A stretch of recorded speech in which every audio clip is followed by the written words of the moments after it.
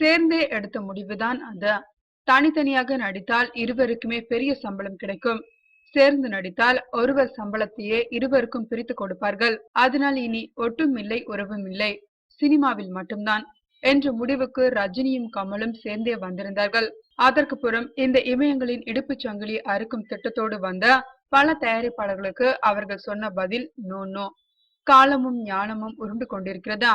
இப்போது இருவருக்குமே தனித்தனியாக கொட்டி கொடுக்க தயாரிப்பாளர்கள் ரெடி. ஆனால் கதை வேண்டுமே.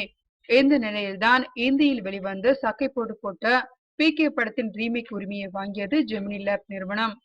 இதில் கமலை நடிக்க வைக்கலாம் என்று அவரிடம் பேசினார்களாம். கதையில் சில பல திருத்தங்களை சொன்ன கமல் அதற்கு உடன்பட்டால் நடிக்கிறேன் என்று கூறியிருக்கிறாராம். இயக்கப் போவது யார் என்றால் 3 முக்கிய இயக்குநர்களிடம் பேசி வருகிறார்களாம். மூவருமே இந்த படத்தை இயக்க தயாராக இருக்கிறார்கள். ஆனால் யாருக்கு அதிர்ஷ்டம் என்பதை முடிவு செய்ய வேண்டியது கமலும் ஜெமினியும் தான். இந்த நிலையில்தான் PK படத்தில் சஞ்சய் தத் நடித்த வேடத்தில் ரஜினியை நடிக்க வைக்கலாமா என்ற பேச்சுவார்த்தையை துவங்கி இருக்கிறது ஜெமினி. இந்தி கதையில் சஞ்சய் தத் இறந்து விடுவார். தமிழில் ரஜினியை நடிக்க கூட வைத்துவிட முடியும். ஆனால் அவர் இறப்பதை போல் காண்பித்தால் அவரது ரசிகர்கள் பொறுத்து கொள்ள மாட்டார்களே.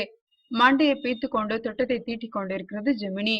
விரைவில் ரஜினி கமல் ரசிகர்கள் கொண்டாடுவது போல் ஒரு செய்தி வெளிவரலாம்.